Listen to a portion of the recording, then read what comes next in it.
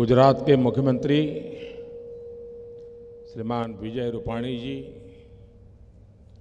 केंद्र में मंत्रिपरिषद के मेरे साथी श्रीमान नितिन गडकरी जी, श्री मनसुख मांडविया जी और इसी क्षेत्र के सभी महानुभाव, उपस्थित सभी साथी, मुझे कहते हुए बड़ा आनंद आ रहा है कि हमारा दहेज एक प्रकार से लघु भारत बन गया है।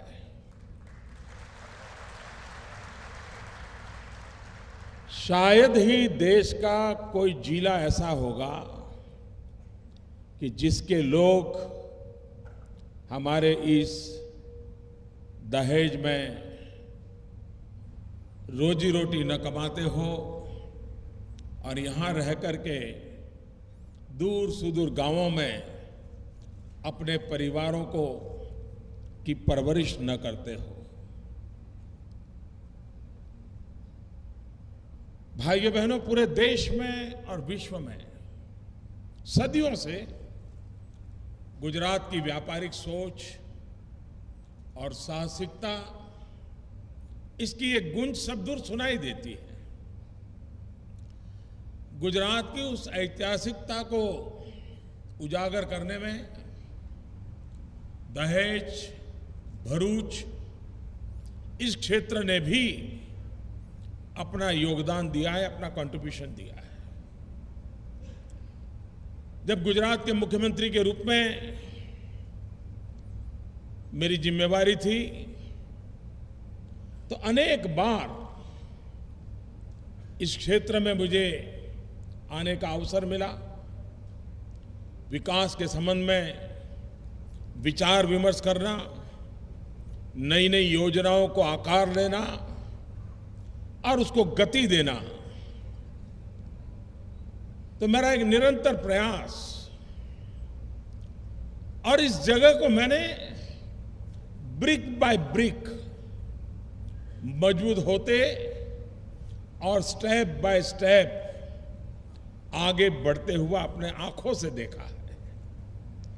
पिछले 15 वर्षों में दहेज के विकास के लिए गुजरात सरकार ने भगीरथ प्रयास किए हैं।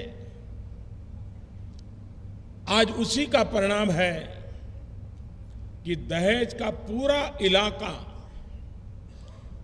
औद्योगिक दृष्टि से न सिर्फ गुजरात में लेकिन हिंदुस्तान में एक महत्वपूर्ण स्थान बन चुका है। दोस्तों, ये गुजरात सरकार की लगातार कोशिशों का ही नतीजा था कि दहेज एसईजेड दुनिया के टॉप 50 औद्योगिक क्षेत्रों में अपनी जगह बना पाया। ये भारत का पहला ऐसा औद्योगिक क्षेत्र था जिसने वर्ल्ड रैंकिंग में इतनी धमाकेदार अपनी एंट्री दर्ज की थी। 11-12 में तो दहेज एसईजेड की वर्ल्ड रैंकिंग 23rd थी, 23 नंबर पर हम पहुंच गए थे। आज भी दहेज एसईजेड विश्व के कुछ गिने चुने औद्योगिक क्षेत्रों में अपना विशेष स्थान रखता है। यानी एक प्रकार से इसकी ग्लोबल प्रेजेंस हो गई है और किसी भी भारतवासी के लिए, किसी भी गुजराती के लिए ये अपने आप में एक बहुत बड़ा अचीवमेंट है। ये क्षेत्र सिर्फ गुजरात के नहीं, देश के लाखों नौजवानों को रोजगार देने में बड़ी भूमिका निभा रहा है। अब तक इस क्षेत्र में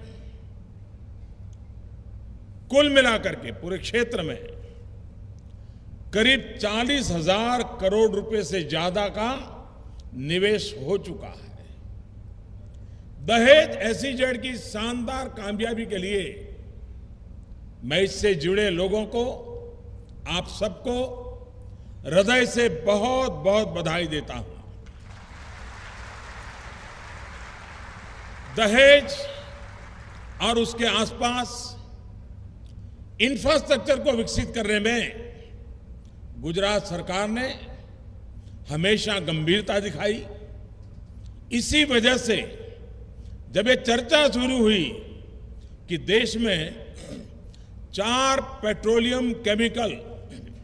पेट्रोकेमिकल इन्वेस्टमेंट रीजन यानी पीसीपीआईआर बनाए जाएंगे, तो उसमें गुजरात के दहेज का नाम भी था।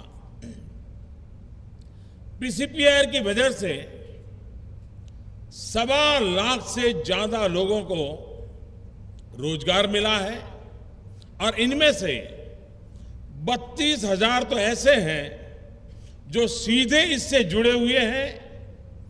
एक अनुमान है कि जब ये हमारा पीसीपीआईआर अपनी पूर्ण क्षमता पर जब विकसित होगा तो करीब करीब 8 लाख लोगों को किसी न किसी तरीके से रोजगार देने की ताकत रखता होगा। पीसीपीआईआर की वजह से दहेज और भरूच के आसपास इंफ्रास्ट्रक्चर का भी बहुत अच्छा विकास हुआ है।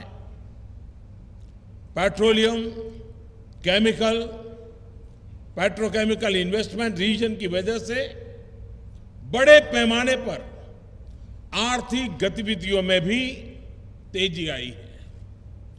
आज दहेज का एसईजेड पीसीपीआईआर और गुजरात इंडस्ट्रियल डेवलपमेंट कॉरपोरेशन बहुत ही वाइब्रेंट औद्योगिक स्थल बन चुका है। एक ऐसे शिशु की तरह जिसे मैंने अपनी आंखों के सामने उसको फलता फूलता बढ़ता हुआ देखा है और इसलिए इसके साथ मेरा भावात्मक लगाव होना बहुत स्वाभाविक है। दहेज एसईजेड और पीसीपीआईआर को 4 चांद अगर किसी ने लगाए हैं तो वो है ओएनजीसी, पेट्रो एडिशंस लिमिटेड यानी ओपेल,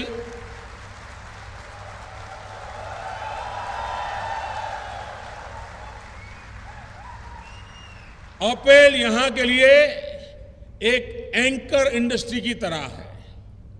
यह देश का सबसे बड़ा पेट्रोकेमिकल प्लांट है।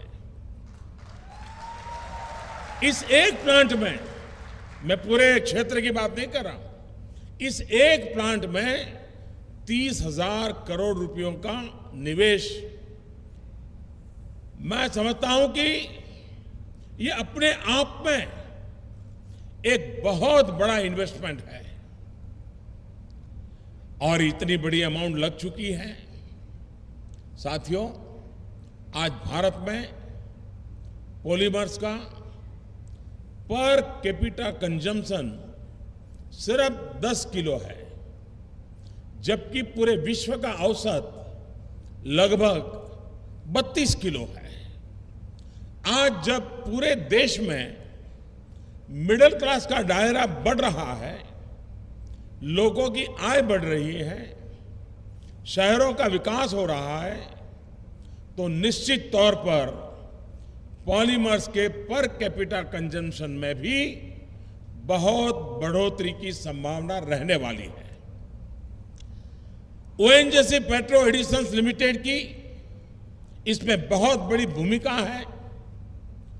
पॉलीमर से जुड़े हुए प्रोडक्ट का इस्तेमाल कई अहम सेक्टरों में जैसे infrastructure, housing, packaging, irrigation, automotive, health care, सब, यानी कोई भी नाम लीजिए, हर जगह पे उसकी मौजूदगी है। केंद्र सरकार के मेक इन इंडिया और स्मार्ट सिटी जैसे बड़े प्रोजेक्टों में भी ओपीएल का बहुत बड़ा योगदान होगा। एक अनुमान है कि 2018 तक, 2018 तक, यानी एक साल के बाद पॉलीमर्स में ओपीएल की हिस्सेदारी लगभग 13% हो जाएगी।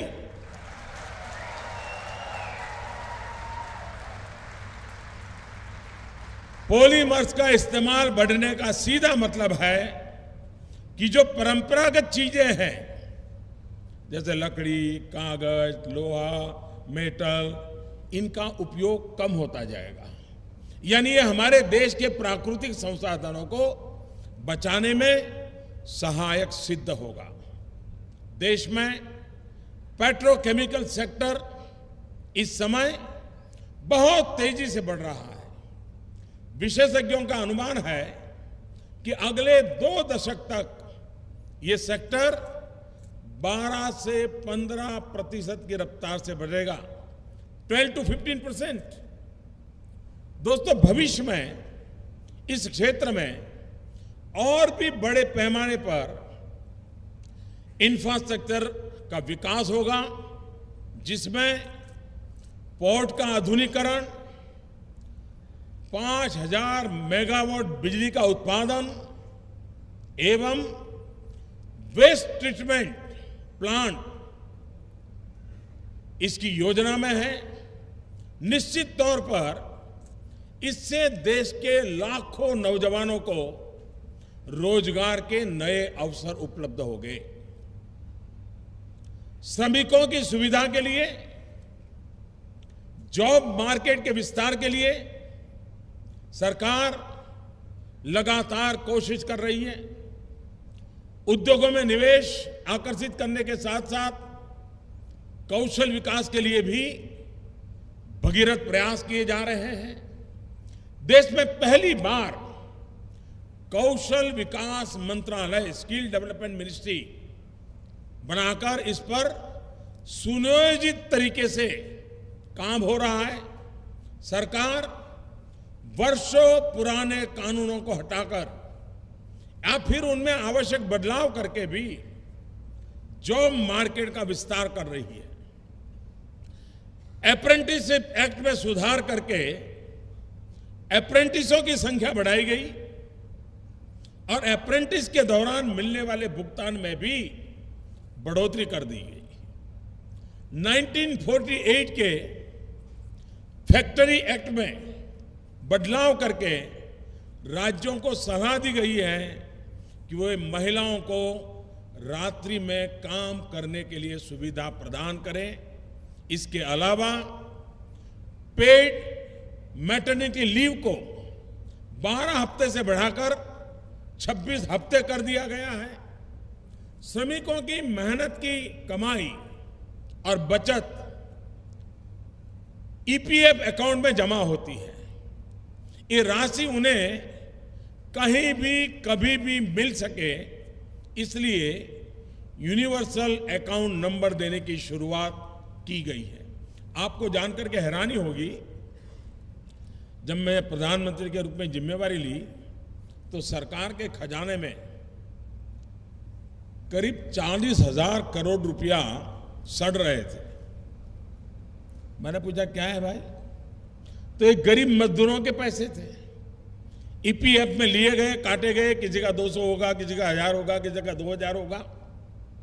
बाद में उसने नौकरी छोड़ दी या ट्रांसफर हो गई, अब वो 200-500 रुपया लेने के लिए वापस कहां जाएगा? पड़े थे। हमने ये यूनिक आइडेंटिफिकेशन नंबर देकर के अब कोई भी मजदूर एक जगह से दूसरी जगह चला जाएगा तो वहां भी अपने उन पैसों को निकाल सकता है, उसका हक बना रहेगा। और उन 40,000 करोड़ रुपयों को मजदूरों को खोज खोज करके वापस देने का काम चल रहा है। गरीब के लिए कैसे काम किया जा सकता है, ये इसमें देखा जा सकता है। कुछ क्षेत्रों में जहां रोजगार बढ़ने की विशेष संभावना है, जैसे कि टेक्सटाइल सेक्टर, मैं मानता हूं ये बहुत ही वाइब्रेंट सेक्टर है और उसके अनुरूप फिक्स टर्म एम्प्लॉयमेंट के तहत श्रमिकों को रोजगार देने की सुविधा उपलब्ध कराई गई है। सामान्य दुकानें और संस्थान साल में पूरे 365 दिन खुले रह सकें, उसके लिए भी राज्यों को एडवाइस दी गई है। आप हैरान हो गए, बड़े बड़े मॉल सैटरडे भी चले, संडे को भी चले, रात को 10 बजे भी चले, 12 बजे भी चले, लेकिन छोटा व्यापारी उसको कंपलसरी हफ्ते में 1 दिन बंद रखो, शाम को 8 बजे के बाद बंद कर दो। मैं समझता नहीं हूं कि ऐसे कानून क्यों बनाए गए। हमने परिवर्तन किया है। छोटा व्यापारी भी अगर उसके पास समय है, बैठना चाहता है, एक आध आदमी को रोजगार देगा, भले रात को 12 बजे तक अपना काम चलाए, 7 दिन चलाए। तो सरकार ने परिवर्तन किए हैं ताकि हमारे पास एग्जिस्टिंग जो व्यवस्थाएं हैं उसका ऑप्टिमम यूटिलाइजेशन हो और अधिकतम लोगों के लिए रोजगार की संभावनाएं पैदा हो।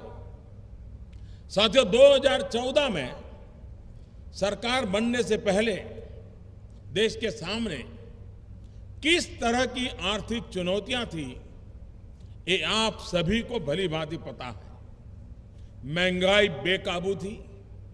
आपने देखा होगा, पूरा अभी 4-5 राज्यों में चुनाव हुआ,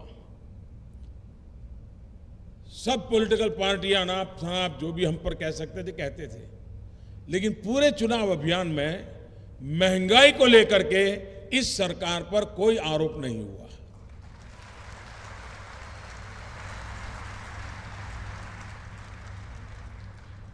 अब ये ऐसे समाचार होते नहीं, इसलिए कोई लेता नहीं है, लेकिन ये बहुत बड़ी बात है कि देश में इतना बड़ा चुनाव हुआ लेकिन किसी विरोधी ने भी महंगाई के मुद्दे पर चुनाव में चर्चा नहीं की। इसका मतलब कि बेकाबू जो महंगाई थी उसको रोकने में ये सरकार सफल हुई है। और भी प्रयास हमारे निरंतर चलते रहते हैं। भाइयों बहनों, देश में निवेश और निवेशकों दोनों का भरोसा घट रहा था। निवेश घटने के सीधे आसार इंफ्रास्ट्रक्चर और रोजगार पर पड़ रहा था। लेकिन अर्थव्यवस्था से जुड़ी हुई हर चुनौती को केंद्र सरकार ने सुलझाने का प्रयास किया। एक तरफ जहां पूरे विश्व में आशंका के बादल हैं, वहीं भारत एक वाइब्रेंट स्पॉट बनकर चमक रहा है। पिछले साल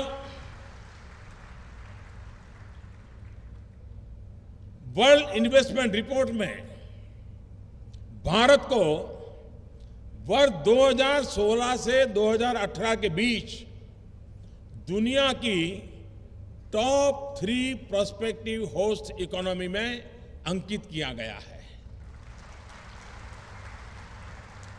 वर्ष 2015-16 में $55.5 बिलियन यानी कि करीब करीब 3.25 लाख करोड़ रुपए का रिकॉर्ड विदेशी निवेश एक कैलेंडर ईयर में हुआ है। यह किसी भी वित्तीय वर्ष में अब तक हुए निवेश से ज्यादा है। 2 वर्ष में वर्ल्ड इकोनॉमिक फोरम के ग्लोबल कॉम्पिटिटिवनेस इंडेक्स में भारत 32 स्थान ऊपर आया।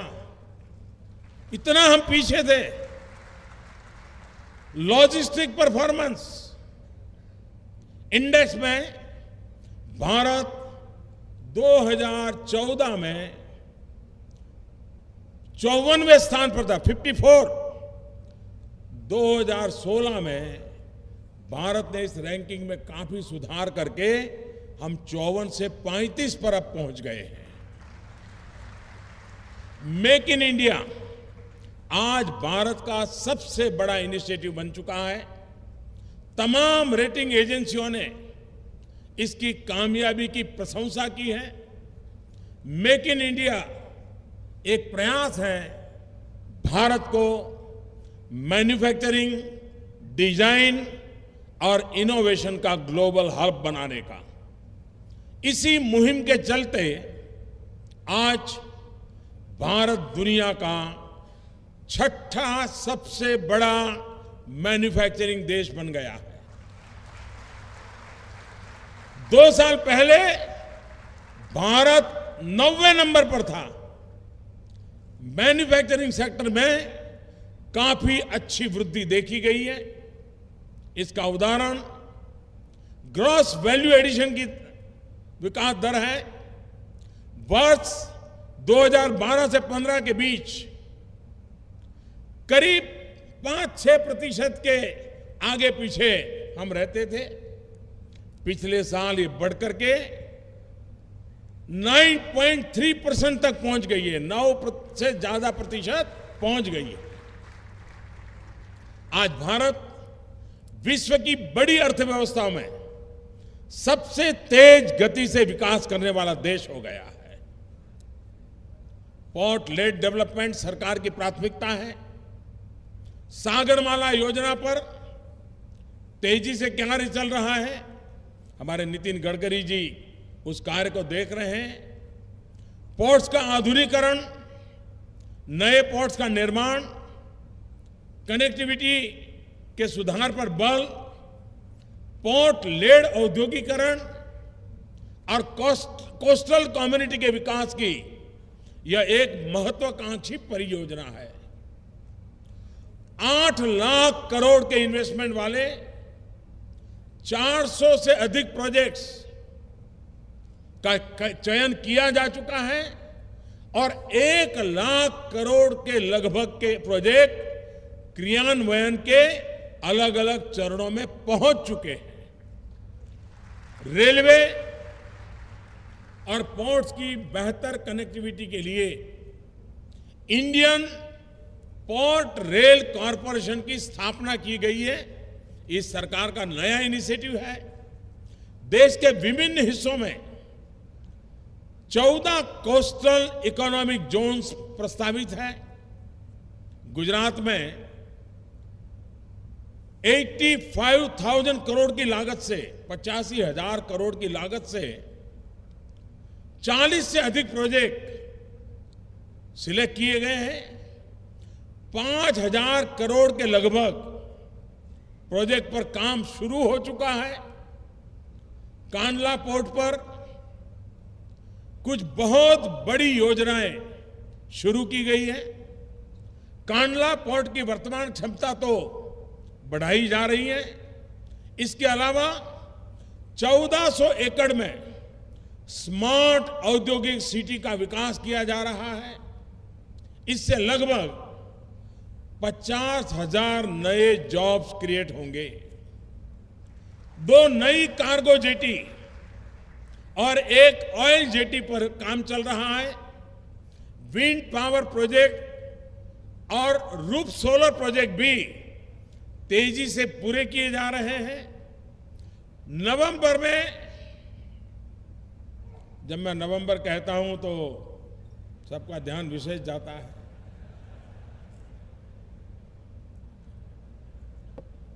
दिवाली के बाद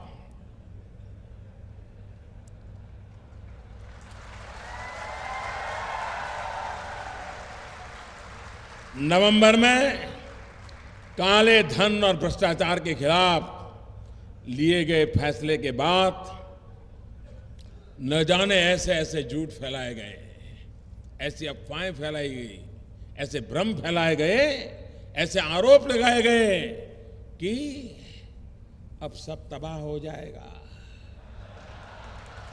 अर्थतंत्र खत्म हो जाएगा। कुछ लोगों को तो तकलीफ होनी थी।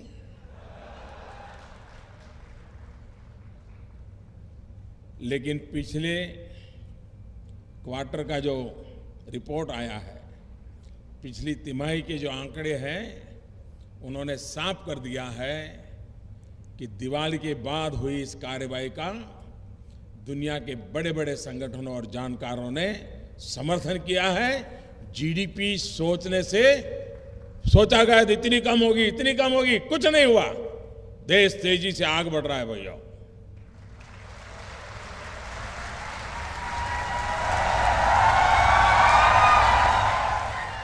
एप्पल के सीईओ मिस्टर टिम कुक ने कहा कि भारत के इस फैसले के दूरगामी परिणाम होंगे और सकारात्मक होंगे।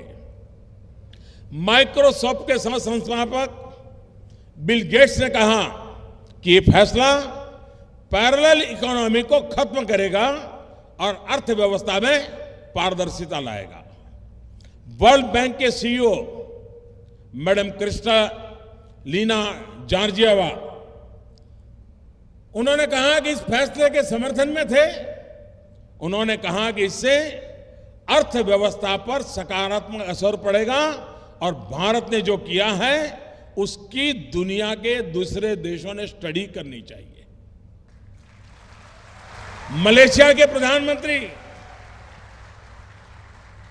श्रीमान नजीब रजाक, उन्होंने इस फैसले को बहुत ही साहसिक बताया। इंटरनेशनल मॉनिटरी फंड ने भी इस फैसले का समर्थन किया। नोबेल पुरस्कार से सम्मानित प्रसिद्ध अर्थशास्त्री मोहम्मद यूनुस बांग्लादेश के हैं। उन्होंने कहा कि डिमोनेटाइजेशन से ग्रामीण और असंगठित क्षेत्र एवं बैंकिंग सिस्टम के दायरे में आ जाने से उनके जीवन में एक बहुत बड़ी सुरक्षा का एहसास आएगा। ब्रिटेन के प्रसिद्ध समाचार पत्र फाइनेंशियल टाइम्स के प्रमुख आर्थिक विषयों पर लिखने वाले और विश्व प्रसिद्ध व्यक्ति हैं मिस्टर मार्टिन वुल्फ। उन्होंने लिखा कि इस फैसले से पूंजी अपराधियों के हाथ से निकलकर सरकार के पास आएगी और पूंजी के ऐसे हस्तांतरण से जिनको नुकसान हुआ उनके लिए कोई सहानुभूति होना मुश्किल है। दोस्तों, निश्चित तौर पर जब अर्थव्यवस्था से काला धन खत्म होगा तो इसका फायदा हर सेक्टर, चाहे वो आर्थिक हो या सामाजिक, हर किसी को होगा। आज दुनिया भारत के इस साहसिक फैसले को बहुत सम्मान के साथ देख रही है। साथियों, आखिरी में मैं एक और महत्वपूर्ण बात आपके सामने रखना चाहता हूं और यह है पर्यावरण की सुरक्षा। मैंने पहले भी कहा है, हमें परियोजनाओं का विस्तार करते हुए नई टेक्नोलॉजी का इस्तेमाल बढ़ाते हुए इस बात पर भी जोर देना है कि उसकी वजह से पर्यावरण का कोई नुकसान न हो। विकास और पर्यावरण एक दूसरे के दुश्मन नहीं है। दुनिया के सामने विषय में डंके की चोट पर रखते आया हूं। विकास भी हो सकता है, पर्यावरण का विस्तार भी हो सकता है, पर्यावरण का लाभ भी हो सकता है। पर्यावरण की सुरक्षा के साथ साथ किसी तरह का समझौता हमने होने ही नहीं देना और प्रारंभ से नहीं होने देना चाहिए। मुझे उम्मीद है कि जैसे दहेज का पूरा एनवायरनमेंट हर किसी के लिए फ्रेंडली है, वैसे ही दहेज SEZ भी एनवायरनमेंट फ्रेंडली रहेगा ही। भाइयों बहनों, इन्हीं शब्दों के साथ मैं अपनी बात समाप्त करता हूं। मुझे इस अवसर पर आने का मौका मिला, आप सबसे मिलने का अवसर मिला, इसलिए मुझे खुशी होना बहुत स्वाभाविक है। फिर एक बार आप सबका बहुत बहुत धन्यवाद।